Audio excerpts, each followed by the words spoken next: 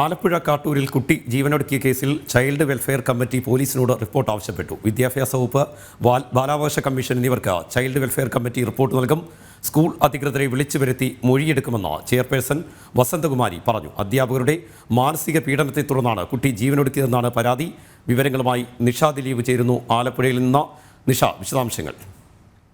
രാജീവ്, കഴിഞ്ഞ വ്യാഴാഴ്ചയാണ് കാട്ടൂരിലെ സ്വകാര്യ സ്കൂളിലെ വിദ്യാർത്ഥി പ്രജിത് മനോജ് ജീവനൊടുക്കിയത്. ഈ സംഭവവുമായി ബന്ധപ്പെട്ട് സ്കൂൾ അധികൃതരിൽ നിന്നും കുട്ടിക്ക് മാനസിക ശാരീരിക പീഡനങ്ങൾ ഉണ്ടായതായി കുട്ടിയുടെ പിതാവ് പോലീസിനും മുഖ്യമന്ത്രിക്കും അടക്കം പരാതി നൽകിയിരുന്നു. ഒപ്പം തന്നെ പോലീസിന്റെ അന്വേഷണം ശരിയായ രീതിയിലല്ല നടക്കുന്നത് എന്ന പ്രതിഷേധവും നാട്ടുകാർക്കിടയിൽ നിന്ന് ഉയർന്നിരുന്നു.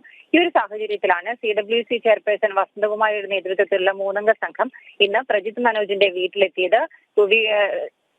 CWC അംഗങ്ങൾ മാതാപിതാക്കളിൽ നിന്നും ഒപ്പം തന്നെ കുട്ടിയുടെ സഹോദരൻ, ബന്ധുക്കൾ എന്നിവരിൽ നിന്നും കാര്യങ്ങളൊക്കെ ചോദിച്ചറിഞ്ഞിട്ടുണ്ട്. എന്തായാലും പോലീസിനോട് വിശദമായ റിപ്പോർട്ടാണ് CWC ആവശ്യപ്പെട്ടിട്ടുള്ളത്. ഒപ്പം തന്നെ സ്കൂൾ അധികൃതരെ വിളിച്ചു വരുത്തി വിശദമായി മൊഴിയെടുക്കുമെന്നും CWC ചെയർപേഴ്സൺ വസന്തകുമാരി പറഞ്ഞിട്ടുണ്ട്. എന്തായാലും ഈ കേസിലെ അന്വേഷണം ശരിയായ ദിശയിലല്ല പോകുന്നത് എന്ന ആരോപണം കുട്ടിയുടെ കുടുംബത്തിന്റെ ഭാഗത്തുനിന്നും ഉയർന്നിരുന്നു. ഈ ഒരു സാഹചര്യത്തിൽ CWC ബാലാവകാശ കമ്മീഷനും റിപ്പോർട്ട് സമർപ്പിക്കുമെന്നാണ് ചെയർപേഴ്സൺ അറിയിച്ചിട്ടുള്ളത്. രാജി, നിഷയാണ് ആലപ്പുഴയിൽ നിന്ന് വിശദാംശങ്ങൾ നൽകിയത്.